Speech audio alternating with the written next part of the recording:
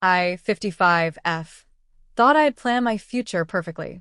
When my husband passed away, the silence in our family home was too much to bear. It was a beautiful house, but it was our house, filled with memories that now felt like ghosts. My son, Mark, who is 30, and his wife, Sila, were living in a tiny apartment, saving for a down payment they would likely never reach in this market. So I made a proposal. I would sell our family home, use the substantial proceeds to buy a larger house, and we could all live together. It seemed like the perfect solution. I would have company, they would have a beautiful home to start their family in, and we would all be secure. The house we bought was wonderful. It had a self-contained suite on the ground floor for me, with its own entrance, kitchenette, and living area.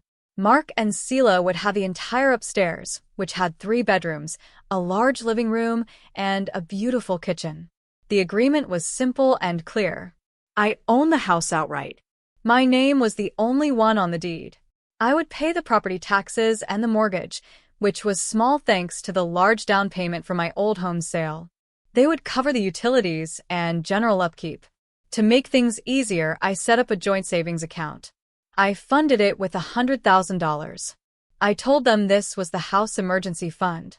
If the roof leaked, the furnace broke, or a pipe burst, the money was there, so we would never have to worry. I was very specific. I told them any withdrawal over $1,000 required my written approval. We even signed a small, simple document to that effect which I had a notary witness. It felt silly at the time, but my late husband had always taught me to get important agreements in writing. For the first year, it worked. It was nice hearing footsteps upstairs. Sila was pregnant, and the thought of having a grandchild just a staircase away filled me with a quiet joy. But then, things started to change. Sila began making small comments. She would talk about how the garden needed a more modern touch, which was a dig at my prize-winning roses. She referred to the house as our house when talking to her friends, but your mother's house when she was annoyed with Mark. I ignored it. I told myself these were the normal adjustments of living together. I was trying to be accommodating, to give them space. I stayed in my suite most of the time, wanting them to feel like the main house was truly their own. The line was crossed in a way I could never have imagined. It started with a notification from my bank. An email pinged on my tablet one morning. It was an alert for an unusual transaction. A withdrawal of $80,000 had been made from the joint house emergency account. My first thought was fraud. My heart pounded in my chest. Someone had stolen our safety net. I immediately logged into the bank's website, my hands shaking slightly as I typed in my password. There was a single line item that made my blood run cold. A transfer for $80,000 to a company I had never heard of. It was listed as Artistry Creations, LLC. I sat there, staring at the screen, for a very long time. It wasn't fraud. The transfer had been initiated from the account, which meant either Mark or Sila had done it. But that made no sense. This was the emergency fund. This was for catastrophic repairs, not art. I tried to think of a logical explanation. Maybe Artistry Creations was a high-end construction company that specialized in some kind of structural art? It seemed unlikely. A deep, cold knot of dread began to form in my stomach. I had to talk to Mark. I had to understand what had happened to the money that was supposed to protect our home, our family. I waited until Mark came home from work that evening. Sila was out with her friends, so it was the perfect time to talk to him alone. I went upstairs and found him in the kitchen, making a sandwich. I tried to keep my voice calm. I did not want to start with an accusation. "Mark, can we talk for a minute?" I asked. He looked up, a little surprised to see me. "Sure, Mom. What is up?" I took a deep breath. "I got a bank alert today. About the emergency account. There was a very large withdrawal. $82,000. His face changed. It was a subtle shift, but I saw it. The openness in his eyes closed off. He suddenly looked guarded. He stopped making a sandwich and leaned against the counter. He would not meet my eyes. "Oh, that," he said, his voice a little too casual. "Yeah, we should have told you. It was for a necessary repair." The knot in my stomach tightened. A repair? What kind of repair costs $80,000? The house is practically new. It was the foundation, he said, looking at the floor. There was a crack. A big one. We had to get it fixed right away before it caused real damage. It was an emergency, so we used the emergency fund. I knew he was lying. I had been in the basement just last week. The foundation was pristine. My husband had taught me what to look for, the hairline fractures that could spell trouble. There was nothing. But I did not call him on it. Not yet. I wanted to see how deep the lie went. The foundation, I said slowly. I see. Which company did the work? I would like the paperwork for my records. He started to look nervous. He ran a hand through his hair. I do not have it right here. Sila handled the details. She is the one who found the company. I will get it from her. He was pushing it all onto Sila. That was his pattern. Whenever there was something unpleasant, Sila handled it. I knew then that I would not get a straight answer from him. This was something they had done together, and they had a story prepared. A very bad story. All right, I said, my voice quiet. Please get me that paperwork as soon as you can. $80,000 is a lot of money, Mark. That fund is for all of us. I know, Mom, he said, finally looking at me. But there was no apology in his eyes. There was just a kind of weary defensiveness. It was an emergency. That is what the money is for. I went back down to my suite, the conversation replaying in my mind. He had lied to my face. My own son. And it was such a clumsy, easily disproven lie. It was almost insulting. They did not even care enough to come up with something believable. They just assumed I would accept it. They assumed I would not check. That hurt more than the missing money. They saw me as a passive, clueless old woman they could manage. The next day, I decided to approach Sila. I thought maybe she would be more direct. I was wrong. I found her in the upstairs living room, looking at paint swatches. She was humming to herself, looking perfectly content. The picture of a happy, expectant mother. Sila, good morning, I said, trying to sound pleasant. Oh, hi, she said, her smile wide and bright. Just planning some colors for the nursery. It is going to be so beautiful. That is nice, I said. I actually wanted to ask you about a house matter. Mark mentioned you handled the details for the foundation repair. Her smile did not falter, but it became a little fixed, a little brittle. Oh, that. Yes, it was such a stressful thing. We are so lucky we had that emergency fund. Mark was so worried. She was a better liar than he was. She added emotional details to make it sound more real. He said you had the paperwork. I continued, keeping my gaze steady. I need a copy of the invoice from the company for my financial records. Of course, she said, waving a hand dismissively as she turned back to her paint swatches. I will find it for you.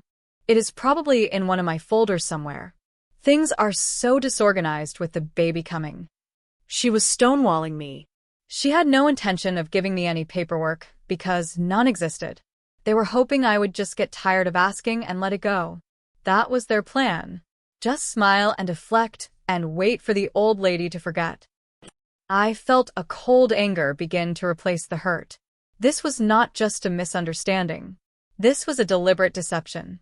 They had taken a huge sum of my money meant to protect our home, and were now lying to my face about it. And for what? What could possibly cost $80,000?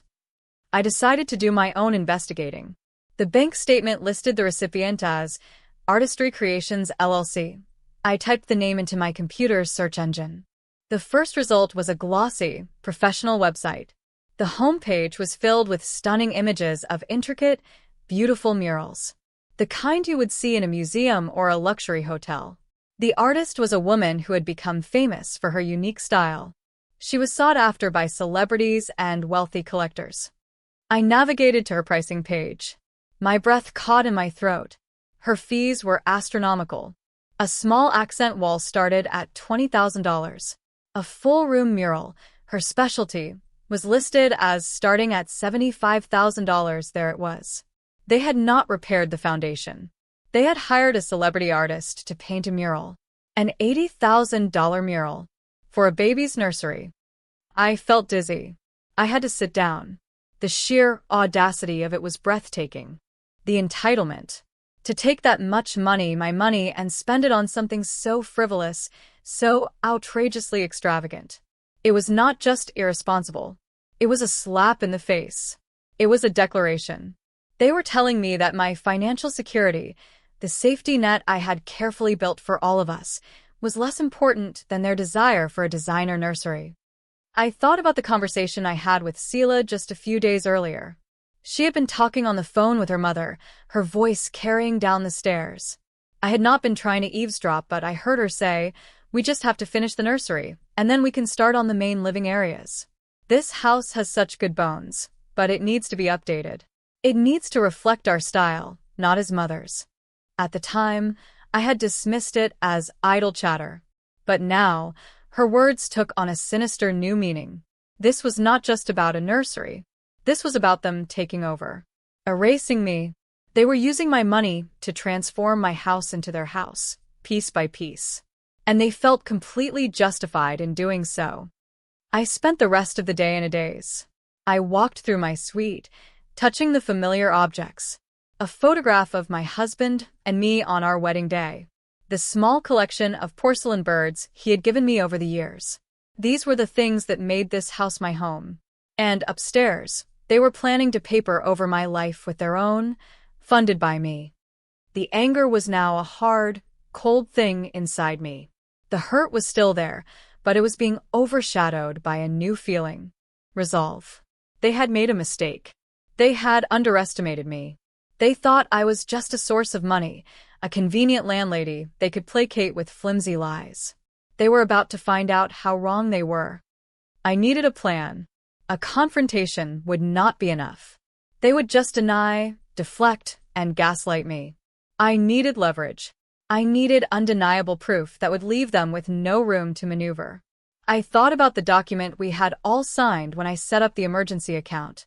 I kept it in a safe deposit box at my bank, along with my will and the deed to the house. I had a copy in my files at home. I found it in my filing cabinet under Household Finances. I read it over again.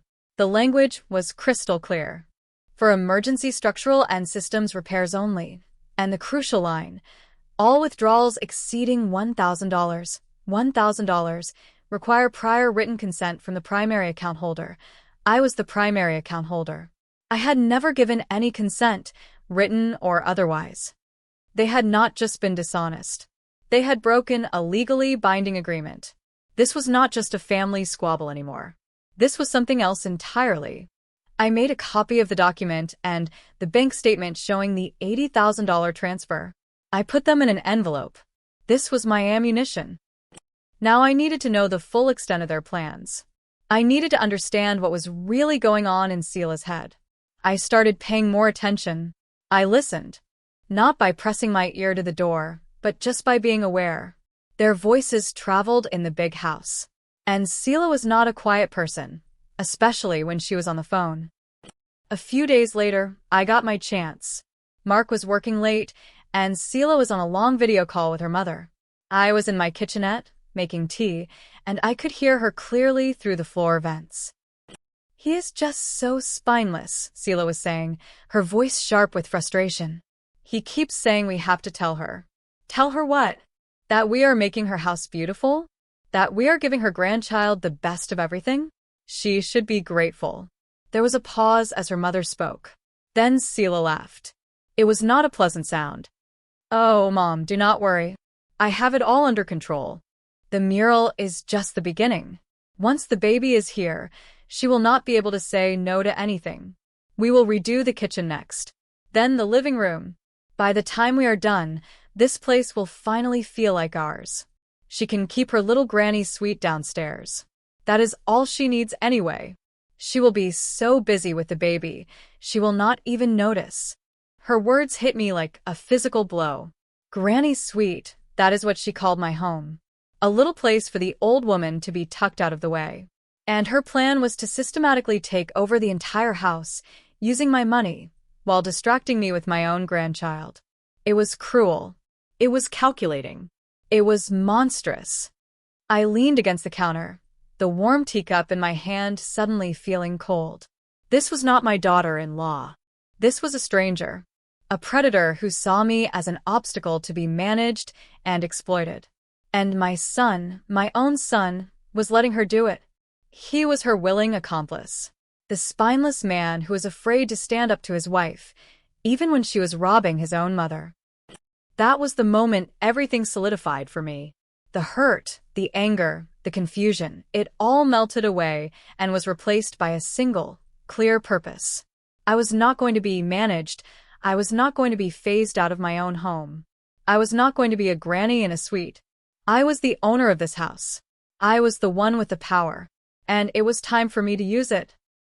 I needed to talk to someone. Someone outside the situation who could give me perspective. I called my oldest friend, Chloe. We had known each other since kindergarten. She knew everything about me, about my marriage, about Mark. I told her the whole story, from the bank alert to the conversation I had just overheard. When I was done, there was a long silence on the other end of the line. Then Chloe spoke, and her voice was filled with a fury that matched my own. "That little witch," she said, her voice low and dangerous. "And Mark.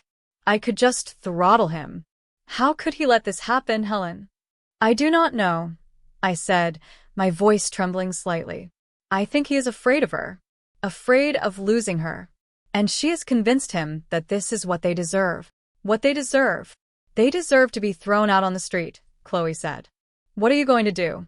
You cannot let them get away with this." "I am not going to," I said, and my voice was steady now. "I have a copy of the account agreement they signed. They broke it. I have the bank statement. I have proof." "Good," she said. "You need to confront them. You need to lay it all out and give them an ultimatum." "I am going to," I said. "But not yet. The timing has to be perfect. Sila is planning a party. A nursery reveal for all her friends. She wants to show off her $80,000 trophy." Chloe was quiet for a moment. I could almost hear her thinking, "Oh, Helen, you have a plan, do you not?" I know that tone. A small, grim smile touched my lips. "Yes," I said. "I have a plan. They want to make a statement with this mural. Well, I am going to make a statement of my own." The next few days were a strange kind of calm before the storm. I went about my usual routine. I tended my roses. I read my books. I spoke to Mark and Sila in polite, neutral tones. They seemed to think the issue of the foundation repair was forgotten. They were relaxed and cheerful, busy with their party preparations. They had no idea they were living on borrowed time. During this time, I did some more research. I found the artist's social media page. She had posted a picture of the mural in progress. It was technically brilliant, I had to admit. A whimsical forest scene, with magical creatures and glowing flowers. It was the kind of thing you would see in a fantasy movie. The caption read, "Creating a dream world for a very special new arrival." The client wanted something truly unique and unforgettable. Underneath, in the comments, someone had asked about the cost. The artist had politely replied, "My full-room installations are a significant investment in fine art." Sila had commented on the post with a series of heart emojis. "It is more beautiful than I ever dreamed. Worth every single penny. Worth every single penny. My penny. My money. The money that was supposed to keep a roof over our heads." The casual arrogance of her comment made my blood boil. She was not just spending my money, she was bragging about it to the world. I also made an appointment with my lawyer. I did not want to take legal action, not against my own son. But I needed to know my rights. I sat in his office and laid out the whole story. I showed him the deed to the house, the bank statements, and the signed agreement for the emergency fund.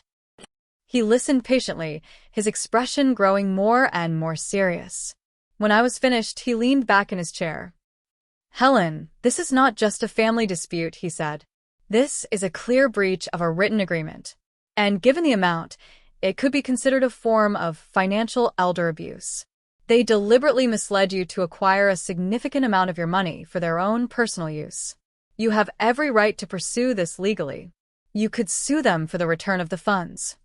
"I do not want to sue my son," I said quietly. I understand, he said. But you need to protect yourself. The first step is to regain control of your assets. I advise you to close that joint account immediately. Move the remaining funds into an account that only you can access. Second, you need to make it clear to them that their living situation in your house is dependent on your goodwill. You are not their landlord in a legal sense, which complicates a formal eviction, but since you are the sole owner, you can absolutely require them to leave your property. He gave me some more advice.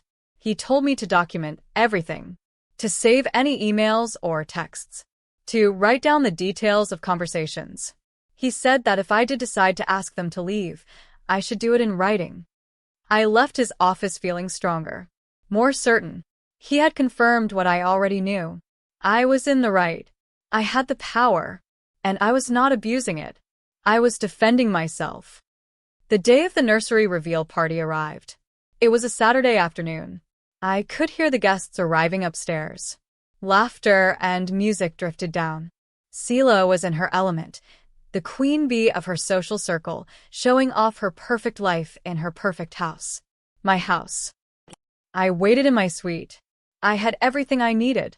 A can of beige paint that was an exact match to the nursery's base wall color, a small roller, and a can of special craft paint I had ordered online. It was a clear, gel-like substance that was invisible in the light, but in the dark, it glowed with a bright, eerie green light. My heart was pounding, but my hands were steady. This was it. This was the point of no return. I thought about my husband. He had been such a strong, fair man. He never would have tolerated this kind of disrespect. He would have stood up for me. Today, I had to stand up for myself. I waited until I was sure all the guests were there. I could hear Sila leading a tour of the upstairs. And this is the new kitchen island. Mark and I designed it ourselves. Her voice was bright and proud. I slipped out of my suite and went up the back staircase that led to the second-floor hallway. The nursery door was closed. I could hear the party sounds coming from the living room down the hall. I took a deep breath, opened the door, and stepped inside. The mural was breathtaking. It covered all four walls, a seamless panorama of an enchanted forest. The artist was truly gifted. Sunlight streamed through the window, making the colors glow. It was a masterpiece, an $80,000 masterpiece of deceit. I did not hesitate. I opened the can of beige paint.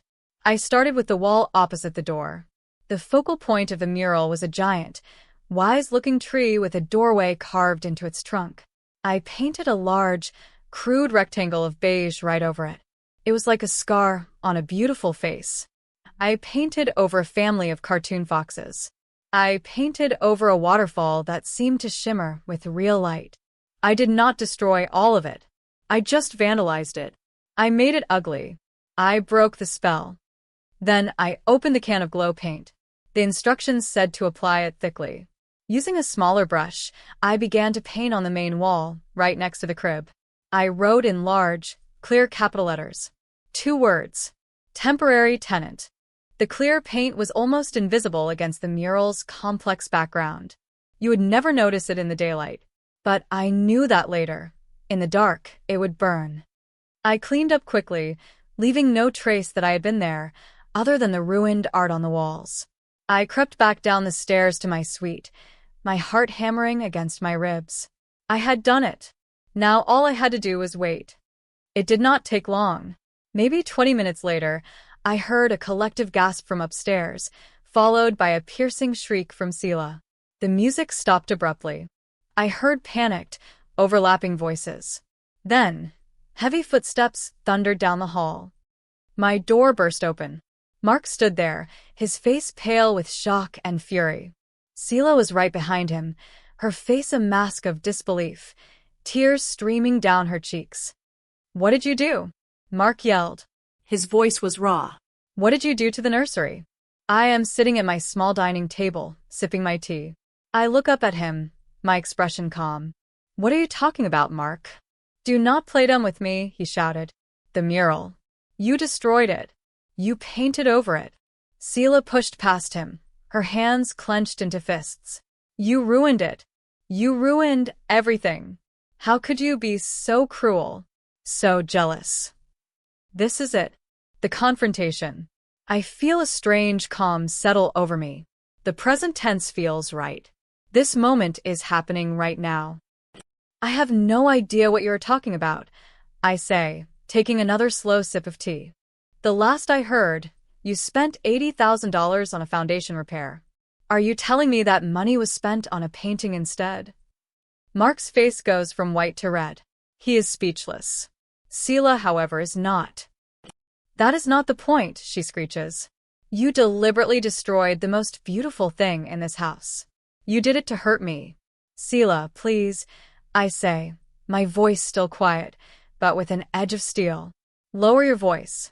You are hysterical. And you are in my home. Your home, she spits the words out. This is my home. This is where my child is going to grow up. Is it? I ask. I stand up and walk over to my desk. I pick up the envelope containing the copies I had made. I think we need to have a conversation about the terms of your tenancy. I hand the envelope to Mark. He opens it with trembling fingers. He pulls out the bank statement and the signed agreement. I watch as he reads the document. I watch the color drain from his face again. He understands. He finally understands the gravity of what they have done. What is that? Sila demands, trying to snatch the papers from him. It is the account agreement, Sila, Mark says, his voice barely a whisper. The one we signed. It says the money was only for emergencies. It says we needed her written permission. Sila looks from the papers to my face. The frantic anger in her eyes is slowly being replaced by something else. Fear. So what? She says, trying to sound defiant. It was an emergency. An emotional emergency. We needed the nursery to be perfect for the baby. An $80,000 emotional emergency? I ask. That is a new one. I do not think that would hold up in court. The word court hangs in the air. Sila flinches, as if I had slapped her. At that moment, a few of their party guests appear in the doorway, drawn by the shouting. They look awkward and embarrassed. Is everything okay? One of Sila's friends asks timidly. Sila whirls around. No, everything is not okay. His mother, this horrible, jealous woman, just destroyed my baby's nursery. I look past Sila to her friends. There seems to be a misunderstanding, I say in a clear, reasonable voice. My son and his wife made an unauthorized $80,000 withdrawal from a joint emergency account I funded. I believe they may have committed bank fraud. We were just discussing it. The friends' eyes go wide. They look at Sila, then at Mark, then back at me. They do not know what to believe, but the word fraud is a powerful one. The festive party atmosphere is gone, replaced by a thick, uncomfortable silence.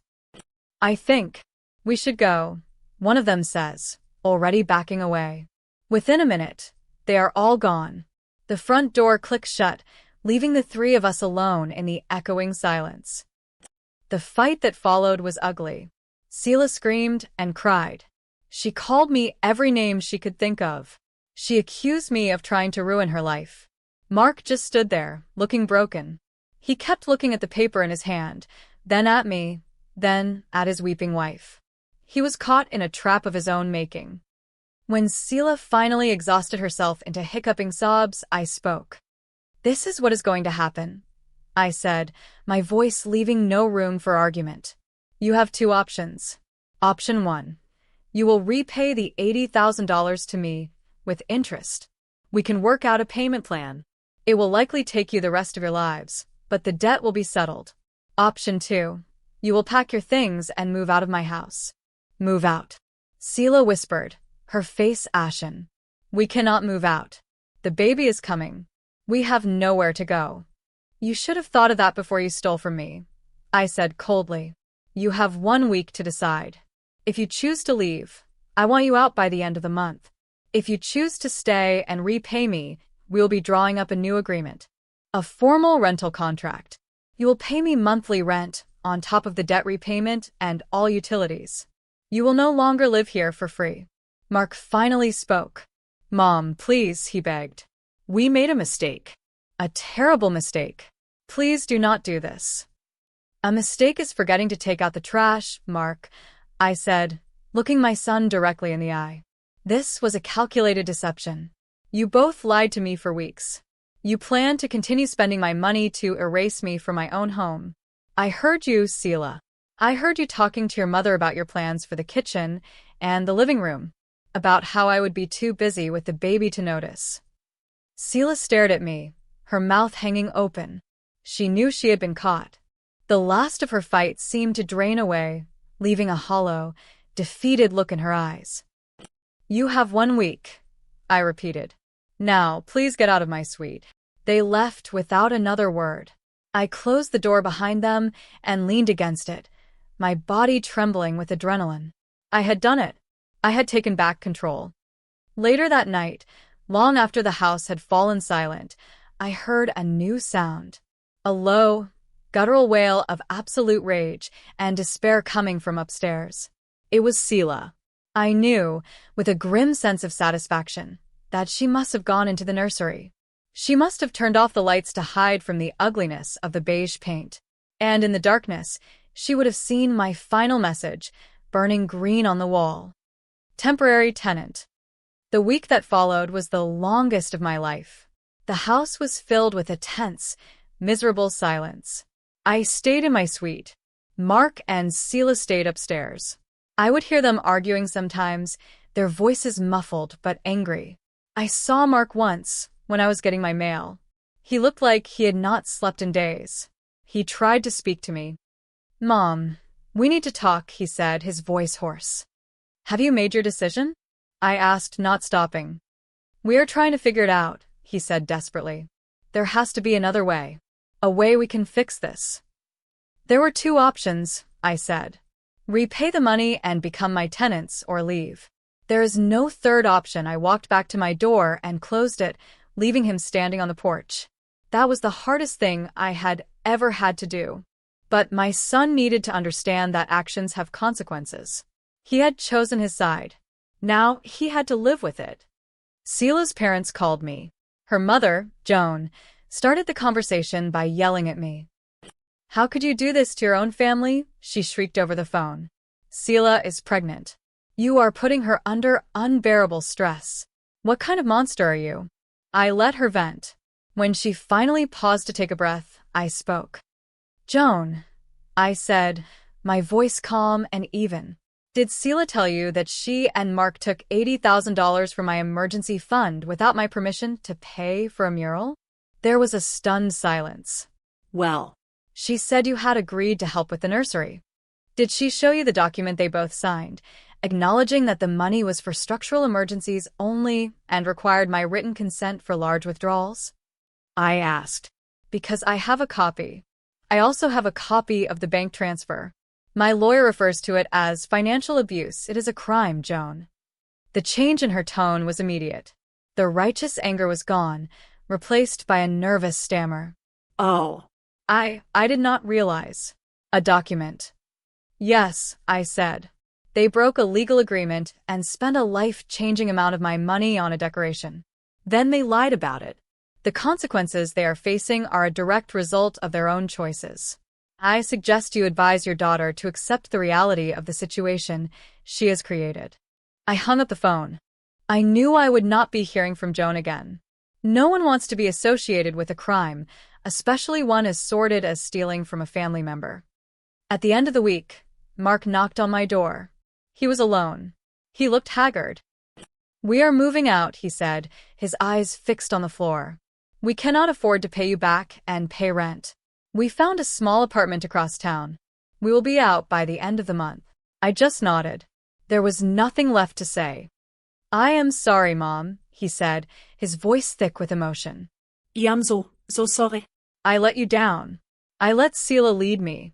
I should have stopped her. I should have told you the truth. Yes, you should have, I said. It was the truth, and there was no point in softening it. You made your choice, Mark. You chose to deceive me. I hope you learn from this. He looked up at me then, and I saw tears in his eyes. He looked like the little boy who used to come to me when he had a nightmare. For a moment, my resolve wavered. I wanted to pull him into a hug and tell him everything would be okay. But it would not be okay. Not for a long time. They had broken my trust in a fundamental way. A hug would not fix that. So I just stood there, my hands at my sides. Good luck with the move, I said quietly. The last 2 weeks of the month were a blur of moving boxes and strained silence. Sila refused to even look at me. She directed the movers with a sullen, bitter expression on her face. I stayed out of their way. It was their mess to clean up. The day they left was gray and overcast, matching my mood. I watched from my window as Mark loaded the last box into a small rental truck. Sila was already in the car, staring straight ahead. Mark came to my door one last time. He gave me a key. That is the last one, he said. Thank you, I said, taking it from him. He hesitated, as if he wanted to say more. But in the end, he just turned and walked away. I watched him get into the truck and drive away, out of the driveway, out of my life, at least for now. The house was silent again. But this time, it was not the sad, lonely silence I had felt after my husband died. It was a clean, peaceful silence. It was the sound of my own space, the sound of safety. The first thing I did was call a locksmith. I had all the locks changed. Then I went upstairs. The house felt huge and empty. I walked into the nursery. The beige patches on the wall were like ugly wounds. The invisible words were still there, a secret message waiting for the dark. I called a painter the next day. I want this room painted, I told him. A simple, clean white. Cover everything.